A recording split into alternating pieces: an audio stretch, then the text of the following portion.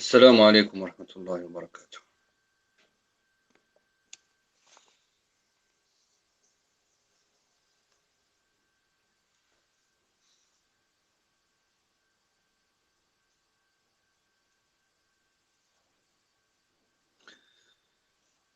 إن الحمد لله نحمده ونستعينه ونستغفره ونعوذ بالله من شرور أنفسنا ومن سيئات أعمالنا. من يهده الله تعالى فلا مضل له ومن يضلل فلا هادي له، وأشهد أن لا إله إلا الله وحده لا شريك له، سميع يسمع الأصوات باختلاف اللغات على تفنن الحاجات، رب الأراضين والسماوات،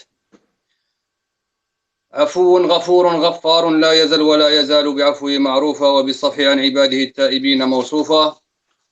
وأشهد أن محمدا عبده ورسوله وصفيه من خلقه وخليله، أدى الأمانة وبلغ الرسالة ونصح الأمة وكشف الله به الغمة، وجاهد في الله حق جهاده حتى أتاه اليقين، ونحن على ذلك من الشاهدين.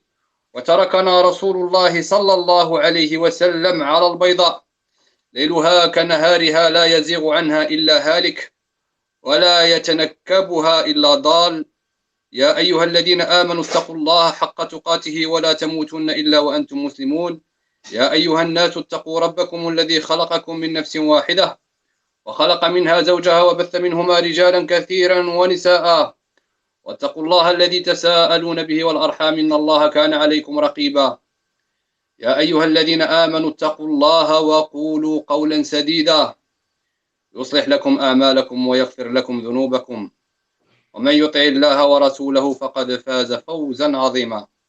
أما بعد، فإن أصدق الحديث كتاب الله جل وعلا، وخير الهدي هدي محمد صلى الله عليه وسلم، وشر الأمور محدثاتها وكل محدثة بدعة وكل بدعة ضلالة وكل ضلالة في النار. أعاذنا الله وإياكم وجميع الموحدين بفضله ومنه وكرمه من النار. اللهم صل على محمد وعلى آل محمد كما صليت على إبراهيم وعلى آل إبراهيم، وبارك على محمد وعلى آل محمد كما باركت على إبراهيم وعلى آل إبراهيم في العالمين إنك حميد مجيد. أحييكم جميعا بتحية الإسلام، وتحية الإسلام السلام عليكم ورحمة الله وبركاته. طبتم وطاب ممشاكم وتبوأتم جميعا من الجنة منزلا، وأسأل الله العظيم رب العرش العظيم الذي جمعنا وإياكم في هذه الدار أن يجمعنا يوم القيامة إخوانا على سرر متقابلين. Donc, بإذن on commence cette conférence qui traitera des principaux fondements dans nos relations avec les gens de l'innovation. الأصول الأساسية في تعاملنا مع المبتدعة.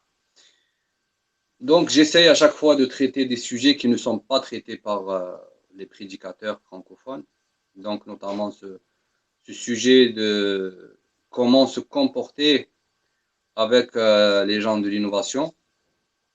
Montrer les usul des gens de la sunna, usul ahli sunnati wal jama'a, dans leur comportement avec les gens de l'innovation. أولاً، ما هي البدعة؟ وما هو تعريفها؟ وما هي أنواعها؟ وما هي مراتبها؟ وما هو حكمها؟ Donc avant de commencer, premièrement, c'est quoi l'innovation dans la religion? C'est quoi sa définition? C'est quoi ses formes? C'est quoi ses degrés? Ses catégories? Et c'est quoi son statut dans la religion? أسئلة تطرح على كل واحد منا. Ibn Manzour رحمه الله تعالى définit la bid'a dans lisan al-arab comme étant toute chose créée, innovée, sans qu'elle ait un exemple précédent, sans qu'elle ait une base. Donc la bid'a, dans la langue arabe, c'est créer une chose sans se baser sur un modèle précédent, sans se baser sur un exemple. D'accord? La preuve de cela se trouve dans la parole d'Allah subhanahu wa ta'ala. Badi'u samawati wal ard, fi surati al-Baqarah. Badi'u samawati wal ard. Il est le créateur des cieux et de la terre. Donc, cela signifie qu'Allah subhanahu wa ta'ala, le Tout-Puissant, a créé, d'accord, les cieux et la terre sans modèle précédent. D'accord? Aussi dans surat Al-Ahqaf.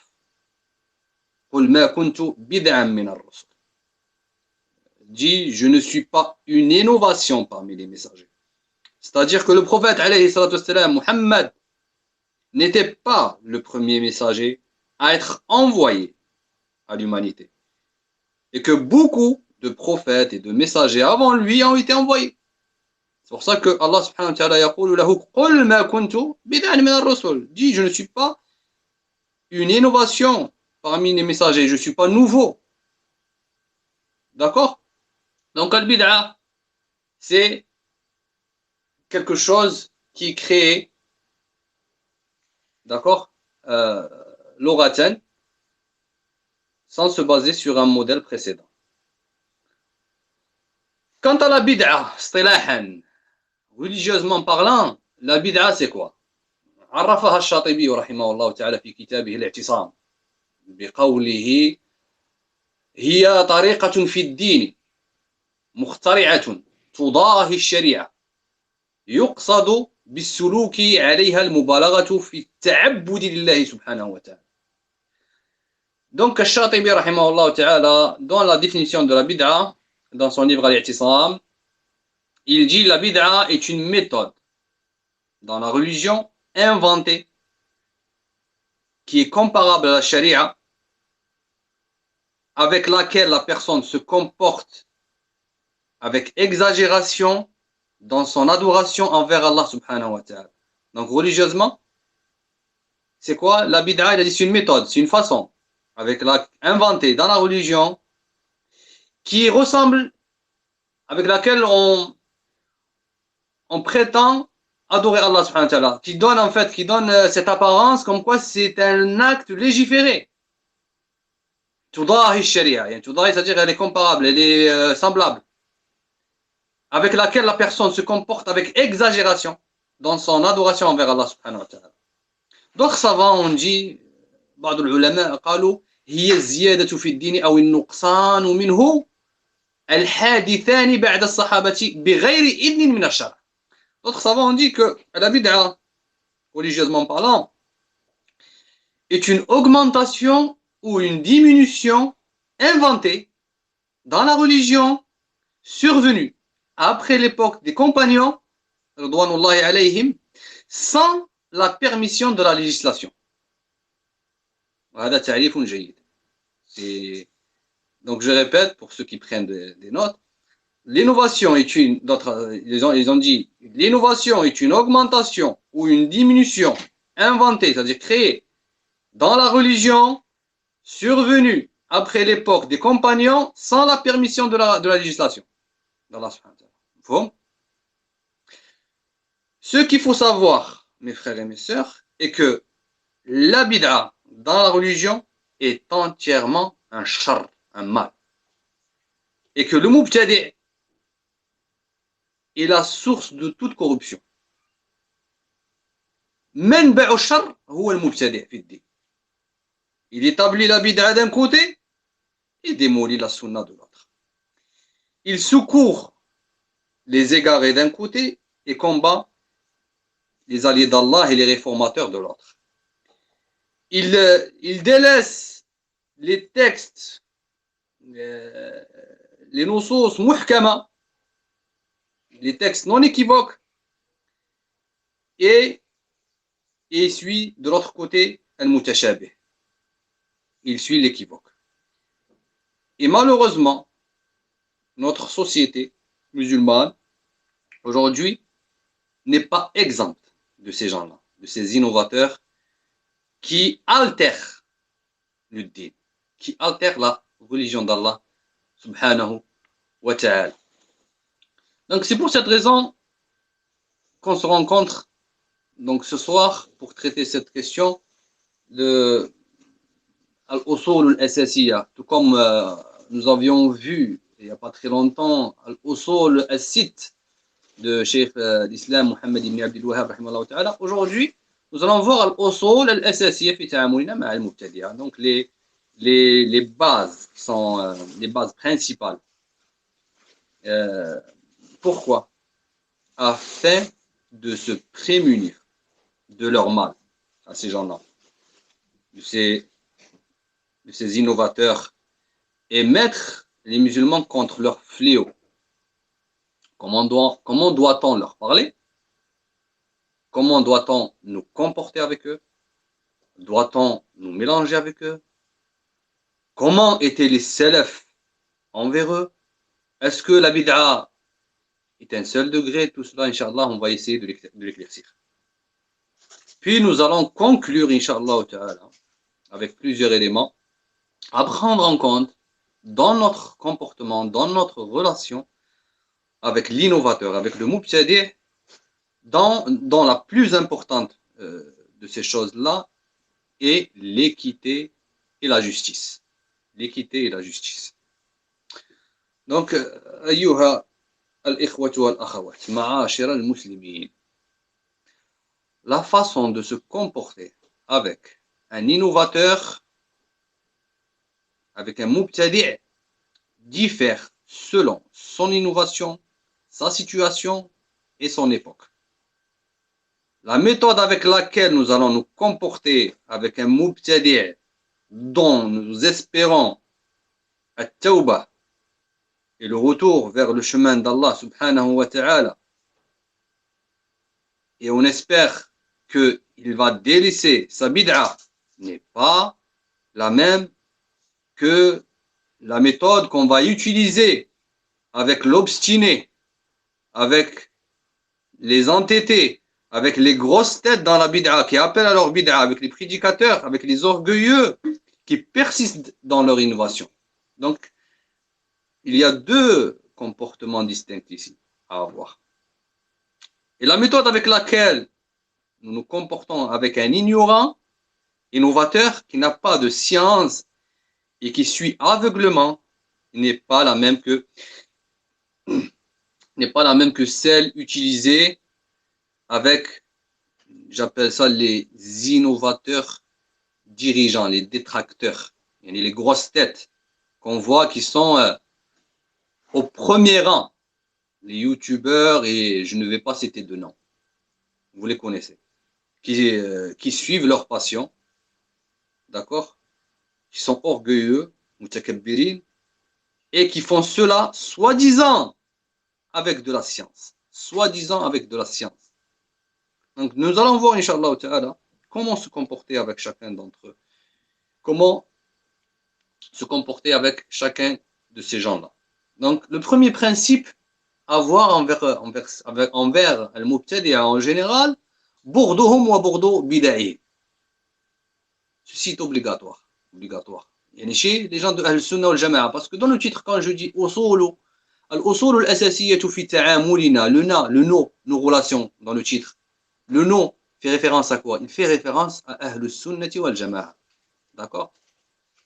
Ahl-Sunnati wal-Jama'a. Donc, parmi al-usul, des gens de la Sunna, burdu ahli al-bid'ah. Wa burdu bid'ahim. Il faut les détester, il faut détester ces gens et détester leur innovation. Détester un mubtadi' qui est tombé dans une bid'a mukaffira. Écoutez bien, et ne me faites pas dire ce que je n'ai pas dit.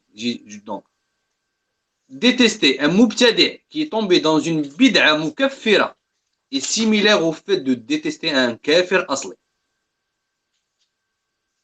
Donc la bid'a se divise en deux. عندنا بدعة مكفرة وبدعة غير مكفرة. Donc la bid'a se divise en deux. On a l'innovation qui rend l'individu mécréant et on a l'innovation qui ne rend pas l'individu mécréant. C'est quoi le dabit? pour dissocier l'une de l'autre, de ces deux catégories. Comment faire la différence? Comment faire pour les reconnaître? قال الشيخ الحافظ الحكمي رحمه الله تعالى ضابط البدعة المكفرة يعني من أنكر أمرا مجمعا عليه متواترا من الشرع معلوما من الدين بالضرورة من جحود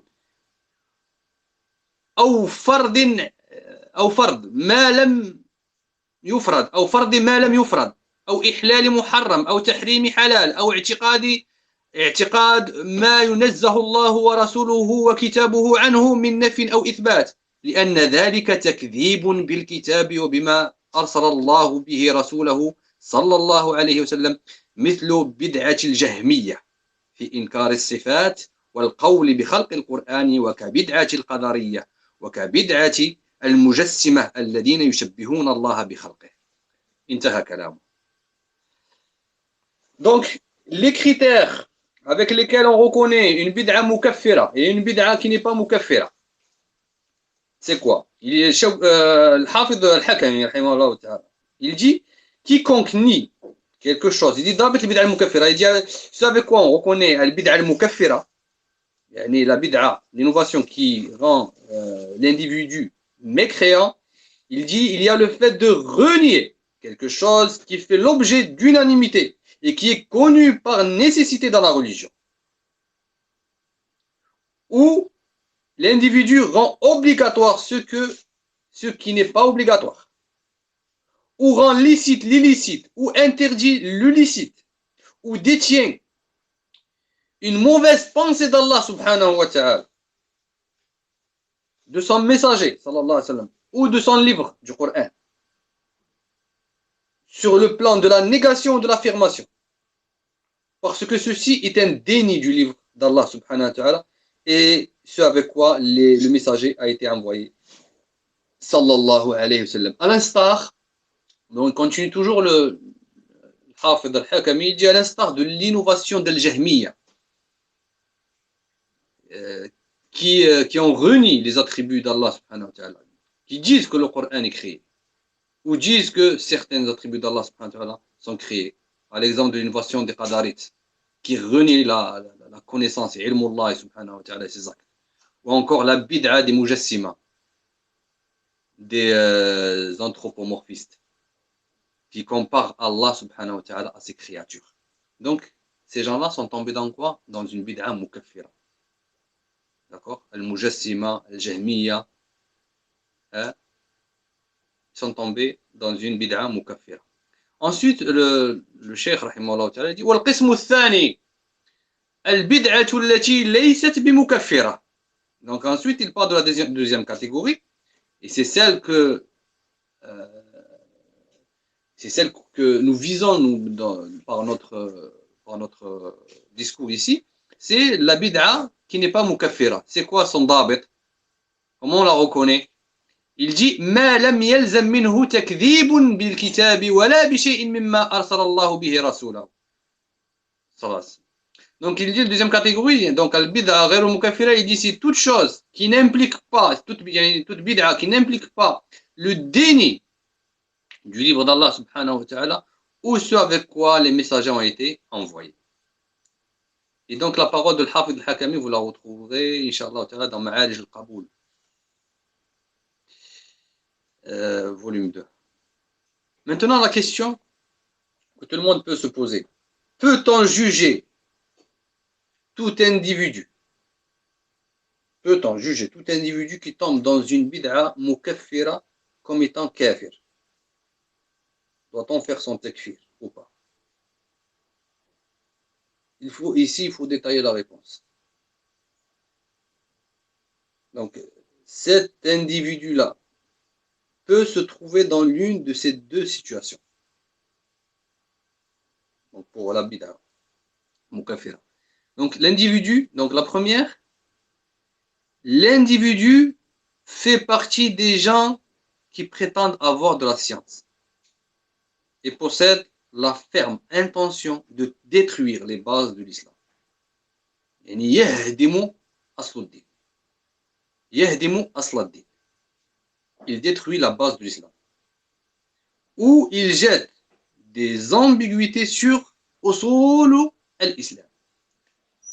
Ou il jette des ambiguïtés sur les usul, sur les bases, sur les fondements de l'islam. هذا كافر. Donc cet individu est un kafir murtad عن l'islam. La deuxième, il y a une deuxième catégorie qui est l'individu à qui on jette des shubuhat, qui a été trompé et induit en erreur. Cette personne ne me croit pas jusqu'à ce qu'on lui fasse iqamatul hujja. D'accord? Jusqu'à qu'on lui fasse iqamatul hujja. Donc هذا في البدعة المكفرة. في البدعة المكفرة. Certains, subhanallah, aujourd'hui, qui ne connaissent pas le manhaj des salaf dans leur relation avec les gens, de l'innovation, se permettent de venir nous dire mais vous cherchez à semer la fitna, vous êtes en train de diviser les rangs, arrêtez vos réfutations, car ceci durcit les cœurs.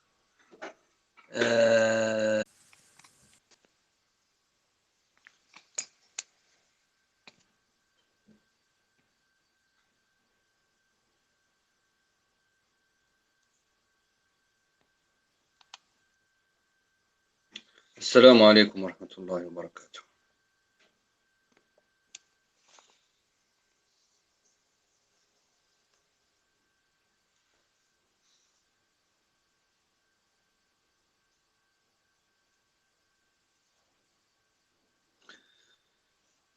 إن الحمد لله نحمده ونستعينه ونستغفره ونعوذ بالله من شرور أنفسنا ومن سيئات أعمالنا. من يهده الله تعالى فلا مضل له ومن يضلل فلا هادي له وأشهد أن لا إله إلا الله وحده لا شريك له سميع يسمع الأصوات باختلاف اللغات على تفنن الحاجات رب الأراضين والسماوات عفو غفور غفار لا يزل ولا يزال بعفوه معروفا وبالصفح عن عباده التائبين موصوفا. وأشهد أن محمدا عبده ورسوله وصفيه من خلقه وخليله أدى الأمانة وبلغ الرسالة ونصح الأمة وكشف الله به الغمة وجاهد في الله حق جهاده حتى أتاه اليقين ونحن على ذلك من الشاهدين. وتركنا رسول الله صلى الله عليه وسلم على البيضاء ليلها كنهارها لا يزيغ عنها إلا هالك ولا يتنكبها إلا ضال. يا أيها الذين آمنوا اتقوا الله حق تقاته ولا تموتن إلا وأنتم مسلمون. يا أيها الناس اتقوا ربكم الذي خلقكم من نفس واحدة وخلق منها زوجها وبث منهما رجالا كثيرا ونساء واتقوا الله الذي تساءلون به والأرحام إن الله كان عليكم رقيبا. يا أيها الذين آمنوا اتقوا الله وقولوا قولا سديدا يصلح لكم أعمالكم ويغفر لكم ذنوبكم ومن يطع الله ورسوله فقد فاز فوزا عظيما. أما بعد فإن أصدق الحديث كتاب الله جل وعلا وخير الهدي هدي محمد صلى الله عليه وسلم وشر الأمور محدثاتها وكل محدثة بدعة وكل بدعة ضلالة وكل ضلالة في النار. أعاذنا الله وإياكم وجميع الموحدين بفضله ومنه وكرمه من النار. اللهم صل على محمد وعلى آل محمد كما صليت على إبراهيم وعلى آل إبراهيم وبارك على محمد وعلى آل محمد كما باركت على إبراهيم وعلى آل إبراهيم في العالمين إنك حميد مجيد. أحييكم جميعا بتحية الإسلام وتحية الإسلام السلام عليكم ورحمة الله وبركاته. طبتم وطاب ممشاكم وتبوأتم جميعا من الجنة منزلا. وأسأل الله العظيم رب العرش العظيم الذي جمعنا وإياكم في هذه الدار أن يجمعنا يوم القيامة إخوانا على سرر متقابلين. Donc, bi'idhnillah, on commence cette conférence qui traitera des principaux fondements dans nos relations avec les gens de l'innovation. الأصول الأساسية في تعاملنا مع المبتدعة. Donc, j'essaye à chaque fois de traiter des sujets qui ne sont pas traités par les prédicateurs francophones. Donc, notamment ce sujet de comment se comporter avec les gens de l'innovation. Montrer les usul des gens de la sunna, usul ahli sunnati wal jama'a, dans leur comportement avec les gens de l'innovation. أولاً ما هي البدعة؟ وما هو تعريفها؟ وما هي أنواعها؟ وما هي مراتبها؟ وما هو حكمها؟ Donc avant de commencer, premièrement, c'est quoi l'innovation dans la religion? C'est quoi sa définition? C'est quoi ses formes? C'est quoi ses degrés? Ses catégories? Et c'est quoi son statut dans la religion? أسئلة تطرح على كل واحد منا. Ibn Manzour, rahimahullah ta'ala, définit la bid'a dans lisan al-arab comme étant toute chose créée, innovée, sans qu'elle ait un exemple précédent, sans qu'elle ait une base. Donc la bid'a, dans la langue arabe, c'est créer une chose sans se baser sur un modèle précédent, sans se baser sur un exemple. D'accord? La preuve de cela se trouve dans la parole d'Allah subhanahu wa ta'ala. Badi'u samawati wal ard, fi surati al-Baqarah. Badi'u samawati wal ard. Il est le créateur des cieux et de la terre. Donc, cela signifie qu'Allah subhanahu wa ta'ala, le Tout-Puissant, a créé, d'accord, les cieux et la terre sans modèle précédent. D'accord? Aussi dans surat Al-Ahqaf. قُلْ مَا كُنْتُ بِدْعًا مِنَ الرُّسُلِ. Dit, je ne suis pas une innovation parmi les messagers. C'est-à-dire que le prophète, alayhi salatu wassalam, Muhammad, n'était pas le premier messager à être envoyé à l'humanité. Et que beaucoup de prophètes et de messagers avant lui ont été envoyés. C'est pour ça que Allah subhanahu wa ta'ala yaqulu lahu qul ma kuntu bid'an min ar-rusul. Dit, je ne suis pas une innovation parmi les messagers, je ne suis pas nouveau. D'accord? Donc al-bid'a, c'est quelque chose qui est créé, d'accord, l'oratan, sans se baser sur un modèle précédent. Quant à la bid'a, istilahan, religieusement parlant, la bid'a c'est quoi? عرفها الشاطبي رحمه الله تعالى في كتابه الاعتصام بقوله هي طريقة في الدين مخترعة تضاهي الشريعة يقصد بالسلوك عليها المبالغة في التعبد لله سبحانه وتعالى. Donc الشاطبي رحمه الله تعالى, dans la définition de la bid'a, dans son livre Al-I'tisam, il dit la bid'a est une méthode dans la religion inventée qui est comparable à la charia, avec laquelle la personne se comporte avec exagération dans son adoration envers Allah subhanahu wa ta'ala.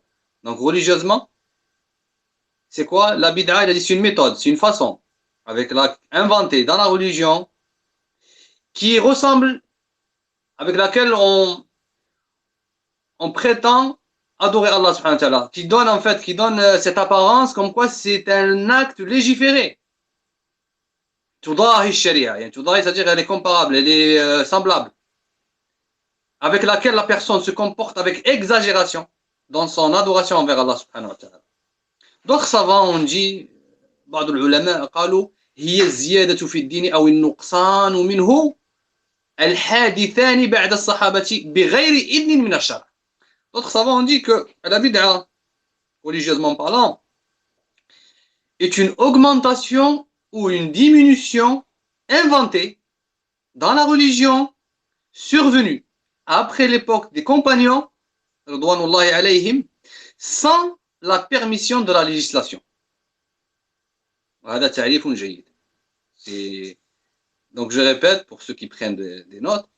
L'innovation est une, ils ont dit, l'innovation est une augmentation ou une diminution inventée, c'est-à-dire créée dans la religion, survenue après l'époque des compagnons, sans la permission de la législation d'Allah subhanahu wa ta'ala.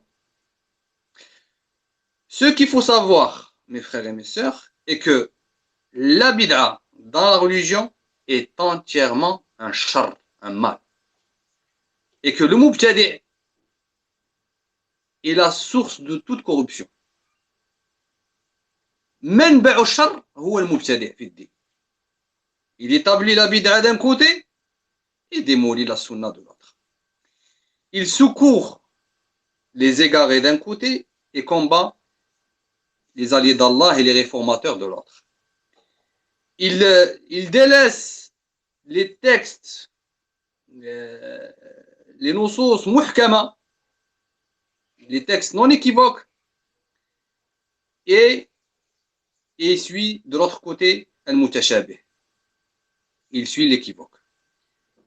Et malheureusement, notre société musulmane, aujourd'hui, n'est pas exempte de ces gens-là, de ces innovateurs qui altèrent le din, qui altèrent la religion d'Allah subhanahu wa ta'ala.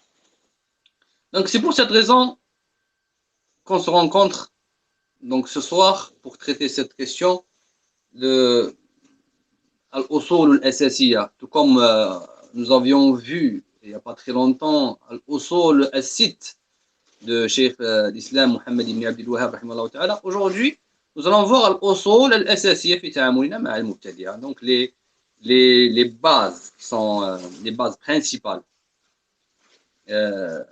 Pourquoi? Afin de se prémunir de leur mal à ces gens-là, de ces innovateurs, et mettre les musulmans contre leur fléau. Comment doit-on leur parler? Comment doit-on nous comporter avec eux? Doit-on nous mélanger avec eux? Comment étaient les salafs envers eux? Est-ce que la bid'a est un seul degré? Tout cela, Inch'Allah, on va essayer de l'éclaircir. Puis nous allons conclure, Inch'Allah, avec plusieurs éléments à prendre en compte dans notre comportement, dans notre relation avec l'innovateur, avec le mubtadi', dans la plus importante de ces choses-là est l'équité et la justice. L'équité et la justice. Donc, ayyuha al-ikhwatu wal-akhawat, ma'ashira al-muslimin, la façon de se comporter avec un innovateur, avec un mubtadi' diffère selon son innovation, sa situation et son époque. La méthode avec laquelle nous allons nous comporter avec un mubtadi' dont nous espérons at-tawbah et le retour vers le chemin d'Allah subhanahu wa ta'ala, et on espère qu'il va délaisser sa bid'a, n'est pas la même que la méthode qu'on va utiliser avec l'obstiné, avec les entêtés, avec les grosses têtes dans la bid'a, qui appellent à leur bid'a, avec les prédicateurs, avec les orgueilleux, qui persistent dans leur innovation. Donc, il y a deux comportements distincts ici à avoir. Et la méthode avec laquelle nous nous comportons avec un ignorant, innovateur, qui n'a pas de science et qui suit aveuglement, n'est pas la même que celle utilisée avec, j'appelle ça les innovateurs dirigeants, les détracteurs, les grosses têtes qu'on voit qui sont au premier rang, les youtubeurs, et je ne vais pas citer de nom, vous les connaissez, qui suivent leur passion, d'accord, qui sont orgueilleux, mutakabbirin, et qui font cela soi-disant avec de la science, soi-disant avec de la science. Donc nous allons voir, Inch'Allah Ta'ala, comment se comporter avec chacun d'entre eux. Comment se comporter avec chacun de ces gens-là. Donc le premier principe à voir envers al-mubtadi'a en général, burduhum wa burdu bid'ahim. Ceci est obligatoire. Chez les gens de Al-Sunnah wal-Jama'a, parce que dans le titre, quand je dis usulu, al-usulu al-asasiyyatu fi ta'amulina, le nom, nos relations dans le titre, le nom fait référence à quoi? Il fait référence à Ahl-Sunnati wal-Jama'a. D'accord? Ahl-Sunnati wal-Jama'a. Donc, parmi al-usul, des gens de la Sunna, burdu ahli al-bid'ah. Wa burdu bid'ahim. Yani, il faut les détester, il faut détester ces gens et détester leur innovation. Détester un mubtadi' qui est tombé dans une bid'a mukaffira. Écoutez bien, et ne me faites pas dire ce que je n'ai pas dit. Donc, détester un mubtadi' qui est tombé dans une bid'a mukaffira est similaire au fait de détester un kafir asli. Donc la bid'a se divise en deux. عندنا بدعة مكفرة وبدعة غير مكفرة. Donc la bid'a se divise en deux. On a l'innovation qui rend l'individu mécréant et on a l'innovation qui ne rend pas l'individu mécréant. C'est quoi le dabit? Pour dissocier l'une de l'autre, de ces deux catégories. Comment faire la différence? Comment faire pour les reconnaître? قال الشيخ الحافظ الحكمي رحمه الله تعالى ضابط البدعة المكفرة يعني من أنكر أمرا مجمعا عليه متواترا من الشرع معلوما من الدين بالضرورة من جحود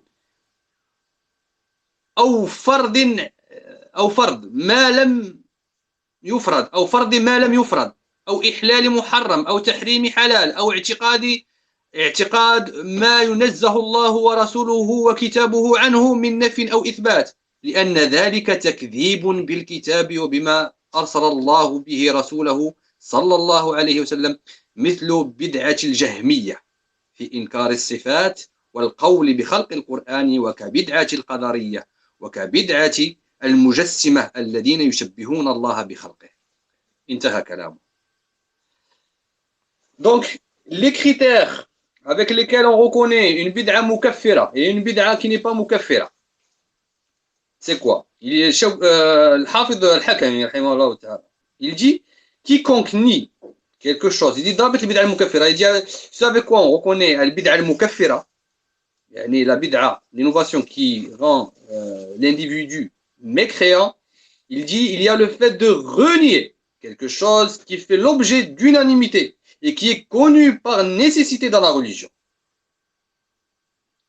ou l'individu rend obligatoire ce qui n'est pas obligatoire, ou rend licite l'illicite, ou interdit l'illicite, ou détient une mauvaise pensée d'Allah subhanahu wa ta'ala, de son messager sallallahu alayhi wa sallam, ou de son livre du Coran,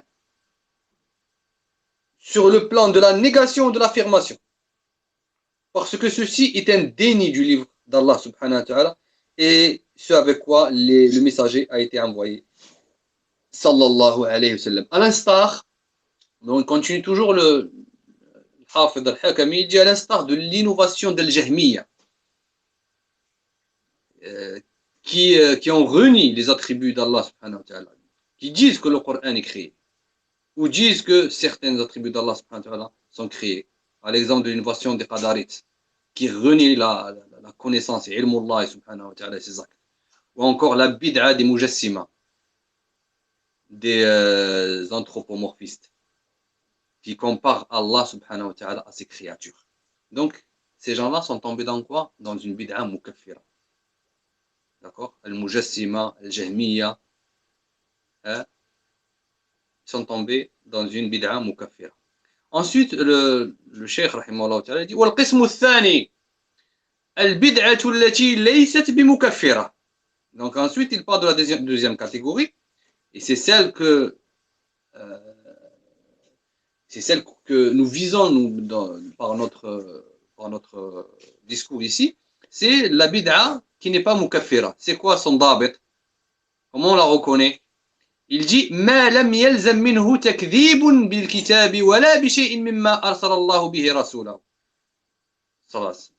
Donc il dit la deuxième catégorie, donc al-bid'a ghayr mukaffira, il dit c'est toute chose qui n'implique pas, toute bid'a qui n'implique pas le déni du livre d'Allah subhanahu wa ta'ala ou ce avec quoi les messagers ont été envoyés. Et donc la parole de l'Hafid al-Hakami, vous la retrouverez, Inch'Allah ta'ala, dans Ma'alij al-Qaboul, volume 2. Maintenant la question que tout le monde peut se poser. Peut-on juger tout individu qui tombe dans une bid'a mukaffira comme étant kafir? Doit-on faire son takfir ou pas? Il faut détailler la réponse. Donc, cet individu-là peut se trouver dans l'une de ces deux situations. Donc, pour la bid'a mukaffira. Donc, l'individu, donc la première, l'individu fait partie des gens qui prétendent avoir de la science et possède la ferme intention de détruire les bases de l'islam. Il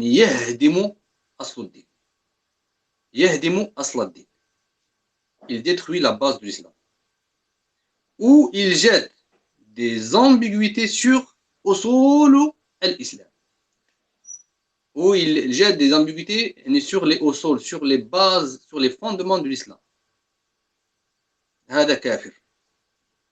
Donc cet individu est un kafir murtad عن l'islam. Il y a une deuxième catégorie qui est l'individu à qui on jette des shubuhat, qui a été trompé et induit en erreur. Cette personne ne me croit pas jusqu'à ce qu'on lui fasse iqamatul hujja. D'accord? Jusqu'à qu'on lui fasse iqamatul hujja. Donc هذا في البدعة المكفرة. Certains, subhanallah, aujourd'hui, qui ne connaissent pas le manhaj des salaf dans leur relation avec les gens, de l'innovation, se permettent de venir nous dire mais vous cherchez à semer la fitna, vous êtes en train de diviser les rangs, arrêtez vos réfutations, car ceci durcit les cœurs. Il ne faut pas boycotter son frère plus de 3 jours. Prenez des mubtadi'a, ce qui est bon, et délaissez ce qui est mauvais. Subhanallah al-azim. Shubuhatun ba'duha fawqa ba'd. Comme il a dit Allah subhanahu wa ta'ala. Allah subhanahu wa ta'ala a dit dhulumatun ba'duha fawqa ba'd.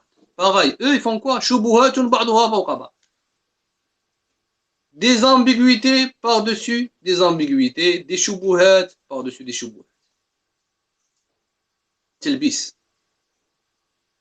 Allah subhanahu wa ta'ala dit des ténèbres au-dessus desquelles s'élèvent d'autres ténèbres. Il est strictement interdit d'aimer d'une manière absolue un mubtadi'. لا يحب المبتدع على الإطلاق. Comme un ash'ari, ou un murji', ou un soufi, ou un mu'attil, ou le mufawwid des attributs d'Allah subhanahu wa ta'ala. Surtout les mufawwida qui sont nombreux aujourd'hui en France. Alors que la parole de Malik sur l'istiwa, elle est claire. Elle est claire, elle suffit. On prend seulement cette parole de Malik, elle suffit sur les attributs d'Allah subhanahu wa ta'ala. المفوضة يفوضون المعنى ويفوضون الكيف. Les deux, ils font le tafwid du ma'na et le tafwid du comment.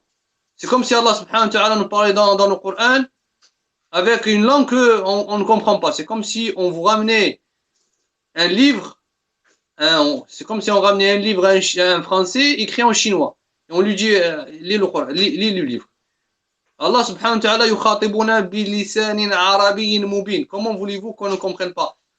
Là, si une personne, vous lui parlez en français, vous lui dites arbre, il va comprendre ou pas? Il sait à quoi ressemble un arbre. Mais est-ce que, mais il ne sait pas comment il est l'arbre.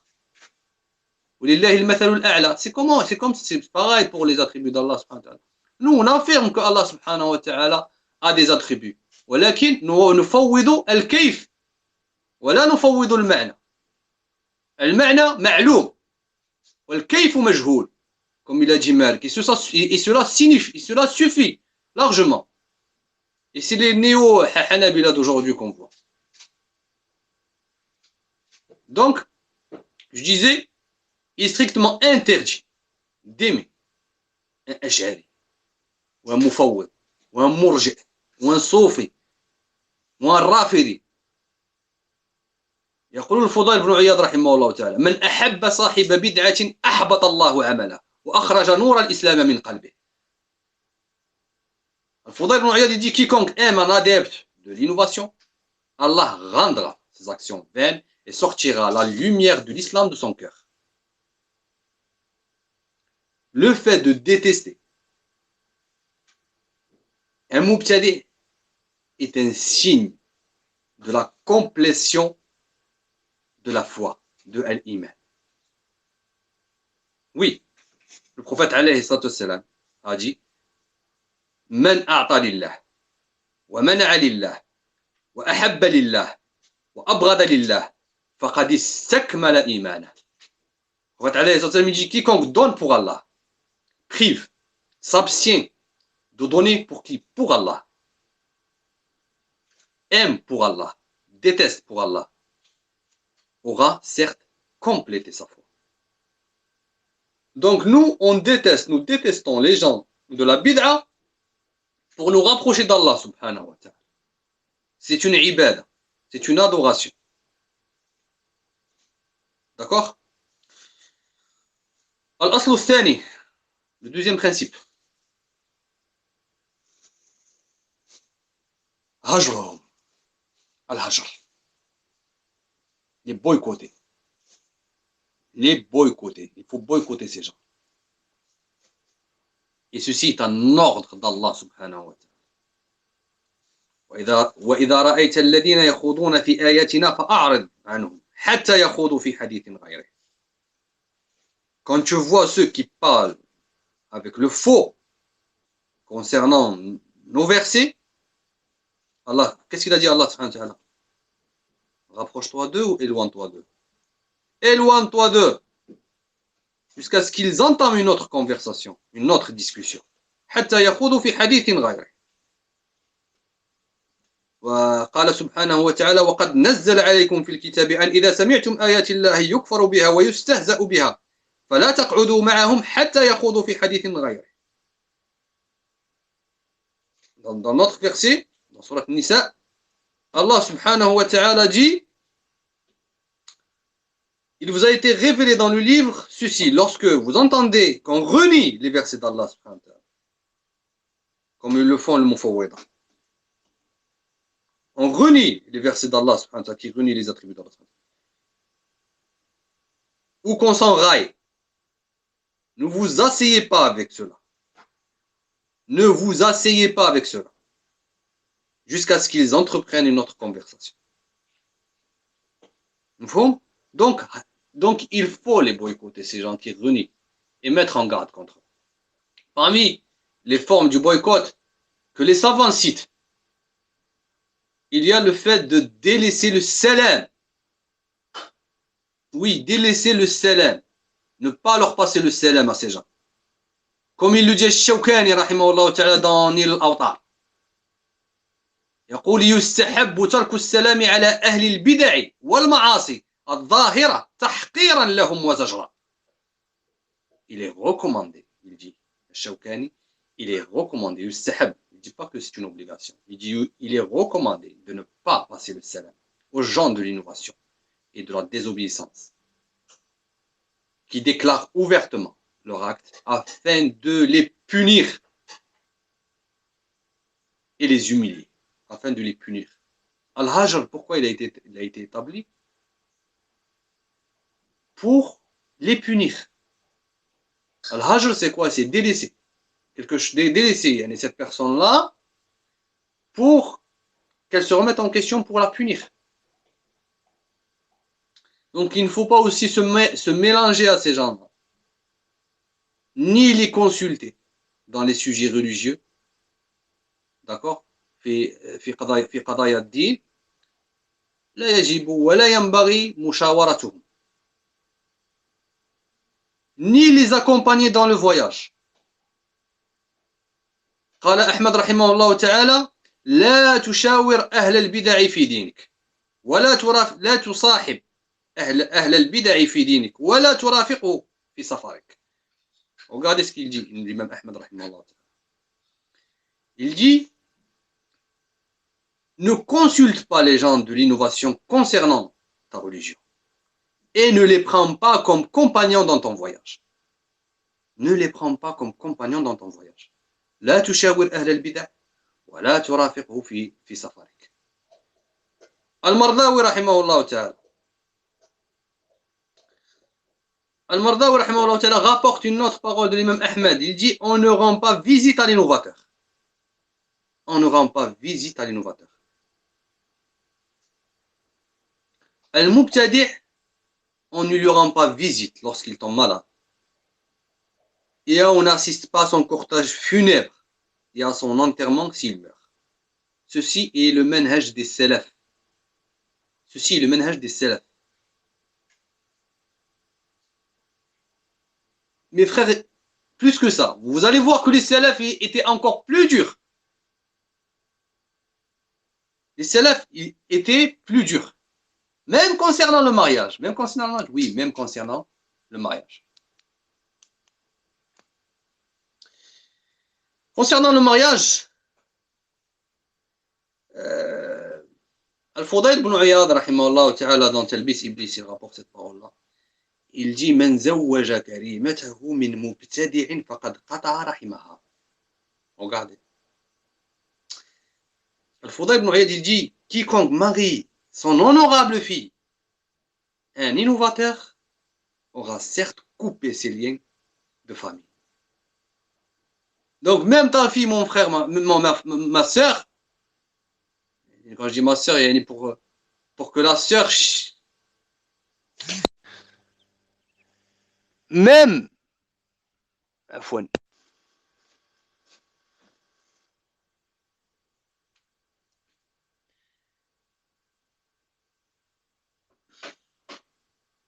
un instant.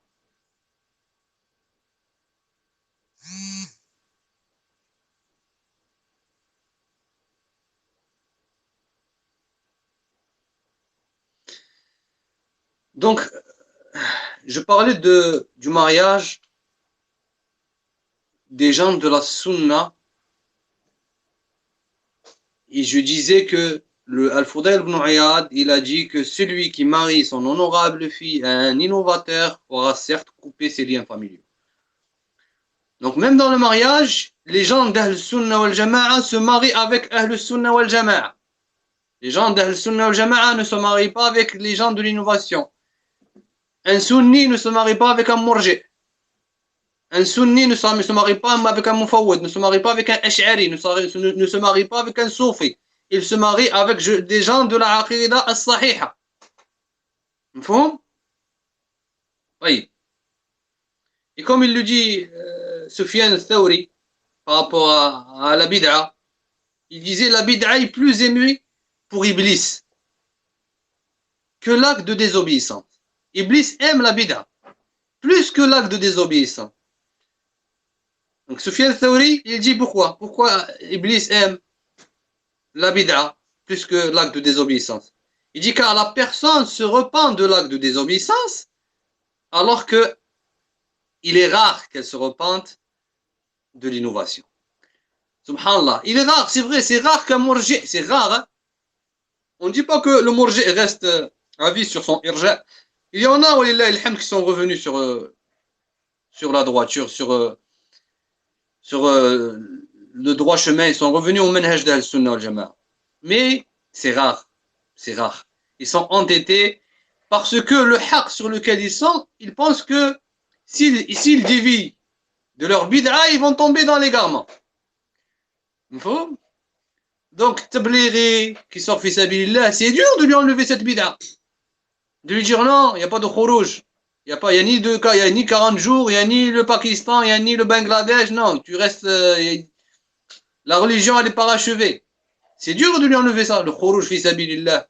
Il délaisse sa femme comme si c'était Mariam à la maison, comme quoi, ça y est, elle va recevoir sa nourriture du ciel.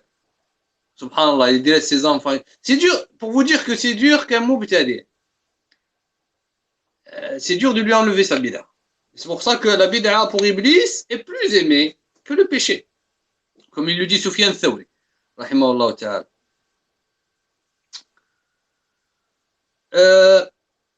ويقول يحيى بن كثير رحمه الله تعالى regardez même dans lorsque ils se promènent, lorsqu'ils marchent, lorsqu'ils entreprennent un trajet, même par rapport à ça ils ont parlé les salaf. يحيى بن أبي كثير رحمه الله تعالى يقول إذا لقيت صاحب بدعة في طريق فخذ في غيره. Il dit ici, Yahya ibn Abi Kathir, il dit si tu rencontres un mubtadi' sur ton chemin, change alors de chemin. Change de chemin. Regardez, subhanallah, les salaf, comment ils étaient. Aussi, il n'y a pas de riba. Concernant les gens de la bid'a, il n'y a pas de riba. Il n'y a pas de médisance face aux gens de l'innovation. يقول أحمد رحمه الله تعالى إمام المحنة وهذا منقول في طبقات الحنابلة. Si vous le trouvez dans طبقات الحنابلة, il dit لا غيبة لأصحاب البدع. لا غيبة لأصحاب البدع. Il n'y a pas de médisance face aux gens de l'innovation. وعن إبراهيم النخعي رحمه الله تعالى قال ليس لصاحب بدعة غيبة. وهذا في الإبانة. إبراهيم النخعي rapporte la même chose. اللالكائي في شرح أصول السنة يقول ليس لصاحب بدعة غيبة ولا لصاحب فسق يعلن فسقه غيبة. Regardez. يعني اللالكائي رحمه الله تعالى dit il n'y a pas de médisance, nulle médisance pour l'adepte de l'innovation et nulle médisance pour le pervers qui manifeste ouvertement sa perversité. Celui qui manifeste ouvertement sa bid'a ou sa perversité en public, on le réfute en public. D'accord? Quant au conseil en secret, cela concerne quelqu'un qui commet cela en secret. Il faut. Parce que des fois, les gens, ils mélangent les choses. Non, mais pourquoi il faut le conseiller en secret? Mais subhanallah, vous ne connaissez pas le manhaj des salaf. La personne commet sa bid'a et déclare sa bid'a ouvertement et propage son char, son mal ouvertement, donc on le remet en place ouvertement. D'accord? Et pour qu'il arrête ces innovations. ويقول إسماعيل بن عليا إن هذه أمانة وليست غيبة. Regardez, subhanallah, c'est pour ceux qui disent oui, c'est de la médisance que vous faites et tout. Quand on va nommer quelqu'un en particulier. يقول إسماعيل بن عليا, il dit ceci est un dépôt, c'est une responsabilité, c'est un dépôt. أمانة. Comme Allah subhanahu wa ta'ala a dit إنا عرضنا الأمانة على السماوات والأرض فأبين أن يحملنها وأشفقن منها وحملها الإنسان إنه كان ظلوما جهولا. D'accord? أمانة.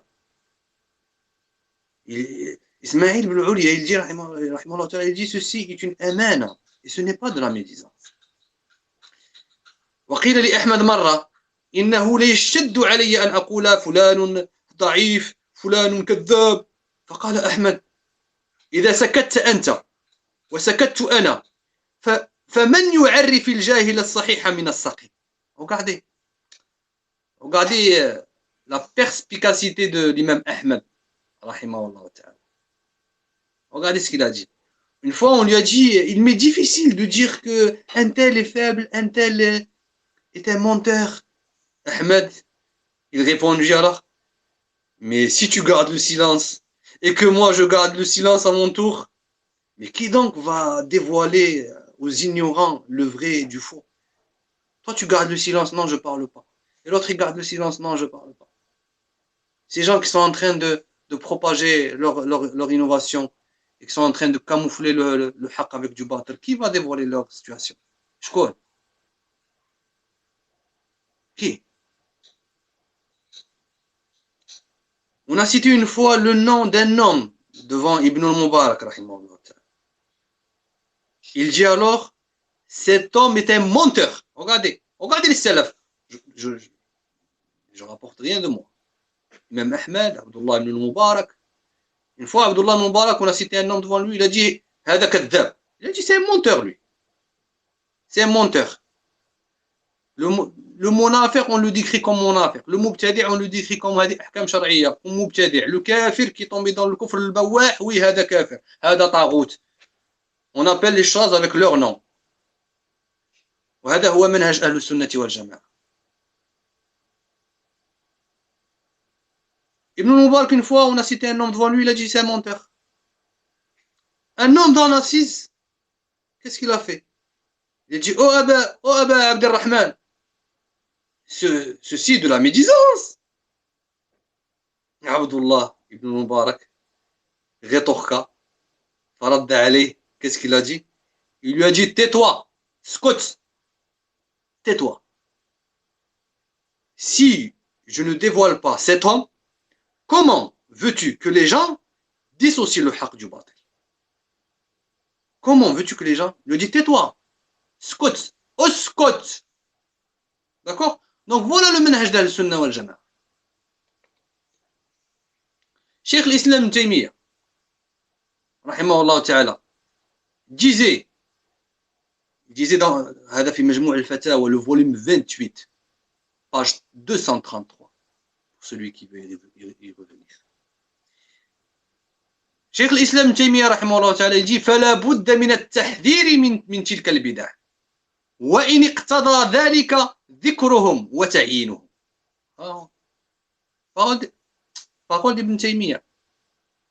Qu'est-ce qu'il dit? Il est impératif de mettre en garde contre ces innovateurs, quand bien même cela conduirait à citer leur nom. Quand bien même cela conduirait à citer leur nom. Foulan, Mubtadi'. Foulan égare les gens avec son nom. Et ce n'est pas une riba comme on l'a vu. Les salafs mettaient en garde les musulmans contre les gens de l'innovation. حتى قيل للإمام أحمد رحمه الله تعالى الرجل يصوم ويصلي ويعتكف أحب إليك أو يتكلم في أهل البدع. Regardez, فقال إذا صلى وقام واعتكف فإنما هو لنفسه وإذا تكلم في أهل البدع فإنما هو للمسلمين وهذا أفضل. Regardez, subhanallah. Imam Ahmed, on lui a dit, qu'est-ce que tu préfères? Est-ce que tu préfères qu'un homme jeune prie la nuit et fait al-i'tikaf et fait une retraite spirituelle, ou bien il met en garde contre les gens de l'innovation? Qu'est-ce qu'il a dit? Regardez la réponse de l'imam Ahmed. Il a dit non, c'est bon, je fais ma prière et je fais l'i'tikaf et je fais Ramadan et je reste chez, c'est bon, et non, je ne mets pas en garde contre les gens de l'innovation. Est-ce qu'il a dit ça? Qu'est-ce qu'il a dit l'imam Ahmed? Il a répondu rahimahullah ta'ala rahmatan wasi'a. Il a dit s'il jeûne et s'il prie la nuit, s'il fait le qiyam, et s'il fait l'i'tikaf, s'il fait sa retraite spirituelle, il fait Ramadan, l'ashr al-awakhir, il fait l'i'tikaf à la mosquée. Il a dit ceci est pour sa propre personne. هذا لنفسه. D'accord, c'est pour sa propre personne. يعني المنفعة, ceci est profitable pour lui. Il dit, alors que s'il met en garde contre les gens de l'innovation, ceci est profitable pour les musulmans. Certes, regardez ce qu'il dit, certes, ceci est meilleur. Certes, ceci est meilleur. هذا أفضل. يعني le fait de mettre, regardez subhanallah, on est arrivé à un degré où le fait de mettre les gens, on est arrivé à un degré où le fait de mettre en garde contre les gens de la bid'a est meilleur que les prières surrogatoires, est meilleur que l'i'tikaf, est meilleur que le jeûne surrogatoire. Subhanallah. Et c'est la fête comme ça. On parle ici de ce qui est facultatif. On ne parle pas de l'obligatoire. Hein.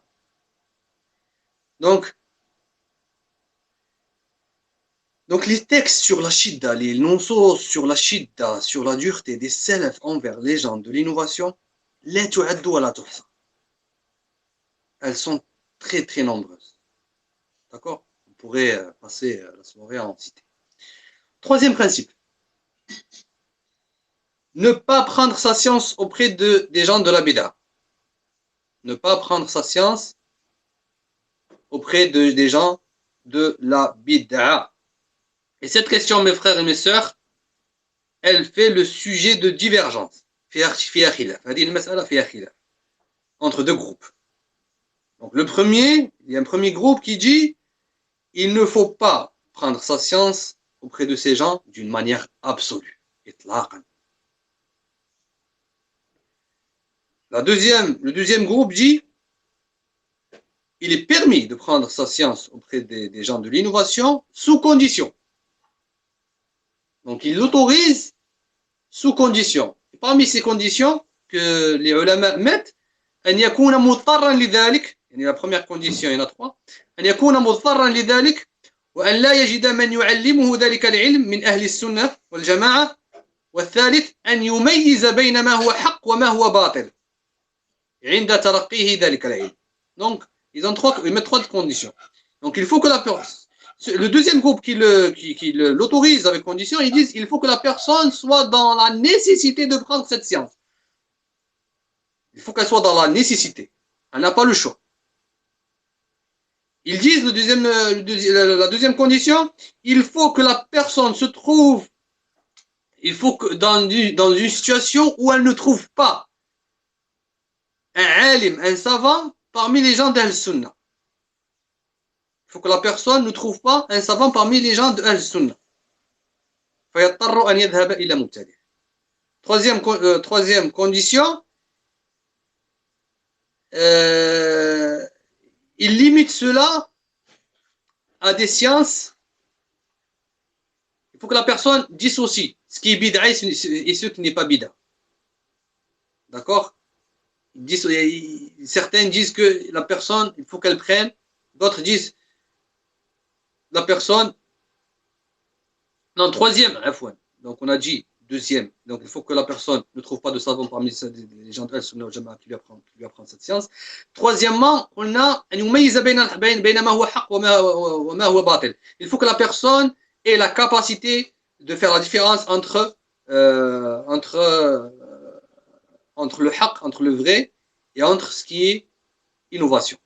D'autres ont dit on l'autorise, mais pour des sciences comme le tajwid, par exemple, comme le nahu, par exemple, al-sarf, al-balagha, d'accord, que pour ces sciences-là. Il faut. L'avis vers lequel je me penche est le premier, qui est ne pas prendre sa science auprès des gens de l'innovation d'une manière absolue. Qu'est-ce qui me fait dire cela? Ce sont les paroles de Cheikh Al-Uthaymin, rahimahullah ta'ala, en commentaire de la risala de Bakr Abu Zayd, rahimahullah ta'ala. Donc, Bakr Abu Zayd dit dans Hilyat Talib al-Ilm, il dit فَيَا أَيُّهَا الطَّالِبِ إِذَا كُنْتَ فِي سَعَةٍ وَاخْتِيَارٍ فَلَا تَأْخُذْ مِنْ مُبْتَدِعٍ رَافِدِي أو خارجي أو مرجئ أو قدري أو قبوري. Donc, Bakr Abu Zayd dans son livre, il dit Si tu as la capacité, le choix, ne prends pas ta science d'un innovateur, qu'il soit Rafidi, Khariji, Morji, Qadari ou Quburi. Prêtez bien l'oreille maintenant aux commentaires de Cheikh Al-Uthaymin rahimahullah ta'ala. Il dit وظاهر كلام الشيخ وفقه الله أنه لا يؤخذ من صاحب البدعة شيء حتى فيما لا يتعلق ببدعته فمثلا إذا وجدنا رجلا مبتدعا لكنه جيد في اللغة العربية البلاغة والنحو والصرف فهل نجلس إليه ونأخذ منه هذا العلم أم نهجره؟ Il dit ظاهر كلام الشيخ أبو بكر أبو زيد il dit ظاهر كلامه أننا لا نجلس إلا إليه لأن ذلك يوجب مفسدتين. المفسدة الأولى اغتراره بنفسه فيحسب أنه على حق. المفسدة الثانية اغترار الناس به حيث يتوارد عليه الناس وطلبة العلم ويتلقون منه والعامي لا يفرق بين العلم النحوي وعلم العقيدة. Des paroles en ordre. Regardez ce raisonnement de Cheikh Al-Uthaymin rahimahullah ta'ala. Al-Uthaymin dit le sens apparent des paroles de Cheikh Bakr Abou Zayd est qu'il ne faut pas prendre sa science auprès du mubtadi'. Mais il dit si la science en question, même si la science en question n'a aucun rapport avec son innovation.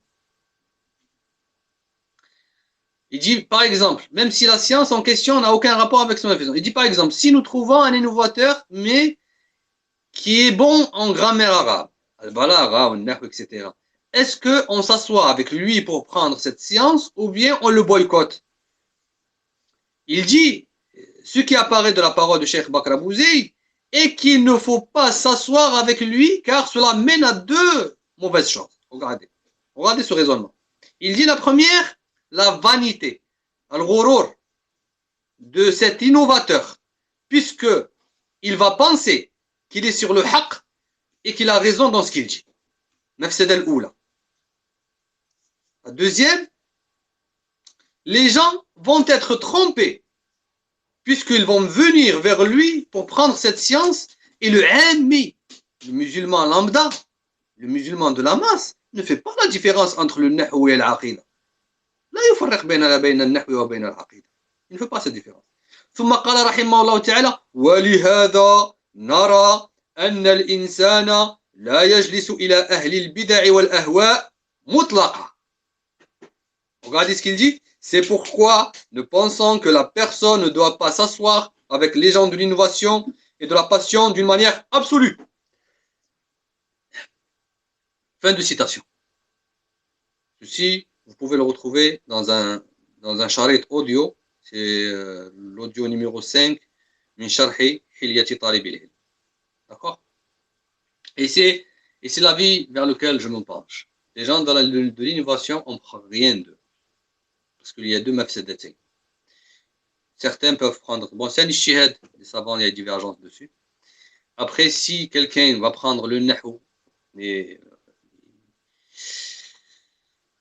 chez un mubtadi' ou le balagha ou le sarf, il faut qu'il ait les conditions que les ulama ont citées. Il faut qu'il respecte ces conditions. Et si nous délaissons le fait de prendre la science chez le mubtadi', nous délaissons aussi le fait de prier derrière lui. On ne prie pas derrière lui aussi.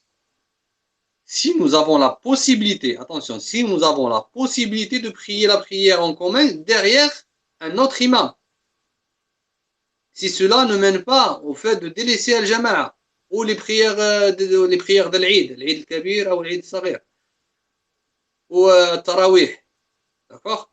S'il y a qu'un mubtadi' et qu'on ne trouve pas un autre imam à notre proximité pour prier, on prie derrière le mubtadi'. Tant que sa bid'a n'est pas une bid'a mukaffira. D'accord? On prie derrière le mastour al-hal. Le mastour al-hal, c'est une personne qu'on ne connaît pas. On ne connaît pas sa aqida, donc on n'a pas à aller lui demander c'est quoi ta aqida, mon frère. D'accord? Et ça, c'est une bid'a. Le fait de chercher à connaître la aqida des gens, de l'imam dans une mosquée, c'est une bid'a parmi les bid'as, comme il le cite Cheikh l'Islam Taymiyyah. On ne nous a pas ordonné de questionner les gens sur la aqidah. Mais s'il t'apparaît dans un prêche ou qu'il a sorti une parole de coffre, après, à partir de là, ça c'est autre chose. Mais prier derrière le mastour al-hal est autorisé, sans demander, sans chercher à savoir comment du pourquoi. Donc ceci est la parole de l'imam Ahmed,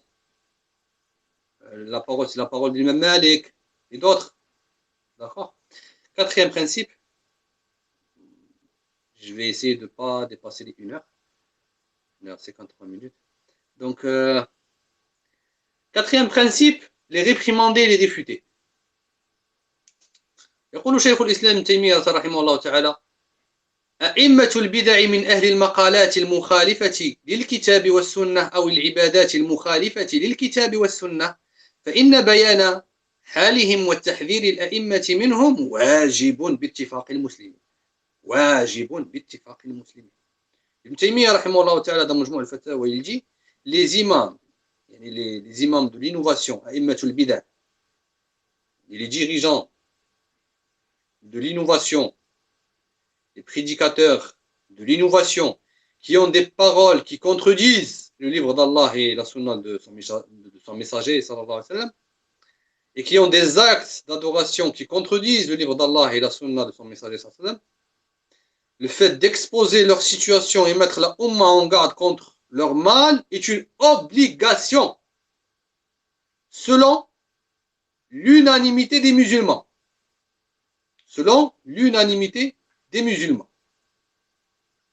أما إذا كان المبتدع من العوام فالأولى التلطف به لأنه غالبا يكون مغررا به ويجهل البدعة التي وقع فيها. Concernant les awam musulmans de la masse qui est tombé dans une bid'a, pour ces gens, il faut se comporter avec eux avec douceur dans un premier temps. Car l'un d'entre eux ignore souvent la bid'a qu'il a embrassée, la bid'a sur laquelle il est tombé. Al-Ghazali, dans son livre Ihya Ulumuddin, sans parler s'il a des déviances ou pas. Al-Ghazali, dans Ihya Ulumuddin, il dit l'innovateur parmi les gens de la masse, qui ne fait pas la da'wah et dont on ne craint pas le mal, son cas est moins grave. Il faut en effet ne pas se comporter avec lui avec dureté et l'humilier au départ. Au contraire, il faut être doux avec lui et le conseiller dans un premier temps, car les cœurs des gens de la masse changent rapidement de position. Et c'est vrai, subhanallah, les gens de la masse qui se font leurrer et qui, par ces mubtadi'a, souvent, lorsque on leur montre, ils sont sincères au fond de, des fois ils ne suivent pas aveuglement. Des fois, lorsqu'on leur expose les adillah et qui sont sincères, ils reviennent rapidement. D'accord? Contrairement aux grosses têtes et aux prédicateurs. Donc il est conseillé de délaisser, des fois il est conseillé de délaisser le déni, la réfutation, répliquer un mubtadi' pour une maslaha. Pour une maslaha, des fois il est autorisé, d'accord, ou pour repousser une mafsada, qui est un plus grand, qui est le fait de tomber dans une mafsada qui est plus grande que sa bid'a. D'accord? Donc, parmi les conditions de an-nahi anil munkar, parce que réfuter al-mubtadi'a, ça rentre dans le chapitre d'interdire le blâmable. An-nahi anil munkar. Interdire le blâmable, parmi ces conditions, et que cela ne mène pas un mal, un blâmable qui est plus grand. D'accord? Ibn Taymiyyah rahimahullah ta'ala a bien détaillé cette question dans Majmou' al-Fatawa lorsqu'il a parlé du boycott. Et je l'avais traduit Al-Hajr al-Shar'i, ma yahillu minhu wa ma yuhramu minhu. Donc, je vous conseille vivement de le lire. Le boycott légiféré, ce qui est permis, ce qui est interdit. Donc, il faut peser les choses. C'est pour ça que ce sujet est un peu difficile. Le cinquième principe, al-Asl al-Khamis, que j'ai noté, et c'est le dernier, Inch'Allah, punir l'innovateur. Et cette punition doit être faite par le dirigeant, par Waliul Amr. D'accord? Punir. Le calife ou le dirigeant a le droit de punir, on appelle ça en arabe, de punir l'innovateur qui déforme la religion d'Allah subhanahu wa ta'ala avec la punition adéquate, qui va dissuader le mubtadi' et qui va faire disparaître son innovation, sa bid'a. Et cette punition, ce ta'zir, peut, donc écoutez, peut atteindre le degré du meurtre. Peut atteindre le degré du meurtre. Vous allez me dire, mais ce que vous dites est un peu dangereux. Ben, ceci est prouvé dans notre religion. Ceci est arrivé à Al-Ja'd et Al-Jahm. Joujou. Tous les deux. Et ceci est rapporté par Ibn Taymiyyah, rahimahullah ta'ala, Ibn al-Qayyim aussi dans Sawa'iq al-Mursala. Ceci a été rapporté par Ibn Taymiyyah, rahimahullah ta'ala, et par Ibn al-Qayyim dans Sawa'iq al-Mursala. Al-Ja'd ibn Dirham a été égorgé par Khalid ibn Abdullah al-Qusari, qui était émirat en Irak. Il a fait une khutbah le jour de l'Eid al-Adha, puis il est descendu du minbar et il a dit أيها الناس ضحوا تقبل الله ضحاياكم فإني مضح بالجعد بن درهم إنه زعم أن الله لم يتخذ إبراهيم خليلا ولم يكلم موسى تكليما فنزل فذبحه. Qu'est-ce qu'il a dit Khalid ibn Abdullah al-Qusari le jour de l'Eid? Il était l'émir, il a fait un khutbah, il est descendu du minbar, il a dit aux gens qu'Allah accepte votre immolation. Quant à moi, je vais immoler Al-Ja'd, car il a prétendu qu'Allah n'a pas pris Ibrahim comme Khalil et n'a pas parlé à Moussa. Puis il est descendu et il l'a immolé. Donc ça peut atteindre le qatl. Donc le wali al-amr, doit discipliner le mubtadi' avec ce qu'il considère comme un moyen pour le dissuader. Soit en le frappant, soit en l'emprisonnant, soit en le tuant. Et concernant le mubtadi' qui est prédicateur, Ahmad rahimahullah ta'ala a dit, il doit être emprisonné jusqu'à ce qu'il cesse son innovation. قال أحمد وهذا في الفروع لابن مفلح يحبس حتى يكف عنها. Donc si la charia d'Allah subhanahu wa ta'ala est appliquée aujourd'hui, tous ces mubtadi'a là qu'on voit sur YouTube, on les aurait tous mis en prison jusqu'à ce qu'ils se repentent. Ceux qui ne sont pas tombés dans une bid'a mukaffira, je parle. Quant à ceux qui sont tombés dans une bid'a mukaffira, هذا شيء آخر. Donc on arrive ici à la fin de cette conférence, Inch'Allah ta'ala, sur les gens de l'innovation et comment se comporter avec eux. On a vu quelques principes fondamentaux à avoir face aux gens de la bid'a. Et dans tous ces principes que je vous ai cités, il y a deux finalités à retenir. Il y a deux finalités. Pourquoi? Pourquoi il y a ces usul chez les gens de la sunna? La première de ces finalités, c'est protéger la religion d'Allah subhanahu wa ta'ala face aux déviations, en mettant en garde contre al-mubtadi'a et ne pas leur donner de l'importance, de l'estime, car celui qui leur donne de l'importance et de l'estime contribuera à la destruction de la religion. La deuxième, essayer de les réformer et de les guider, car ils ne sont pas pires, je parle des mubtadi'a qui ne sont pas tombés dans une bid'a mukaffira, ils ne sont pas pires que les kuffars asliyin, envers qui Allah subhanahu wa ta'ala nous a ordonné de les appeler vers le haqq de la meilleure façon. Donc, al-mubtadi'a, qui ne sont pas tombés dans une bid'a mukaffira, sont toujours des musulmans. Sans oublier qu'Ibn Abbas, radiallahu anhuma, a débattu avec les Khawarij et il a fait revenir 2000 personnes parmi eux. Vous savez, vous connaissez le récit. Il y a des gens aujourd'hui, vu que les francophones sont limités dans leur recherche, il faut dire, et qu'ils prennent de n'importe qui, ils ont bedda, ils ont jeté la bid'a sur des grands imams, comme Ibn al-Jawzi, comme Ibn Hazm, et comme, subhanallah, beaucoup, Fakhr Razi, d'autres, Ghazali aussi, ils ont tous bedda. Ça, c'est des mubtadi'a, c'est des asha'ira. Alors que, subhanallah, ils ne font pas la différence entre celui qui a une aqida, des asha'ira, et entre celui qui est tombé dans une erreur, car il a été influencé par le mutakallimi. D'accord? Donc, c'est très important tout cela aussi. Et comme il le dit Ali al-Khudayr, comme il le dit Al-Alwan, comme il dit, subhanallah, ces gens sont tombés dans l'erreur. On prend. Ces gens restent parmi, comme le Nawawi aussi, ils restent parmi les gens d'Al-Sunnah al-Jama'a. Mais ils sont tombés on appelle cela zellat, comme ils le disent. Rahimahullah ta'ala. Donc j'espère que cette conférence vous a été profitable.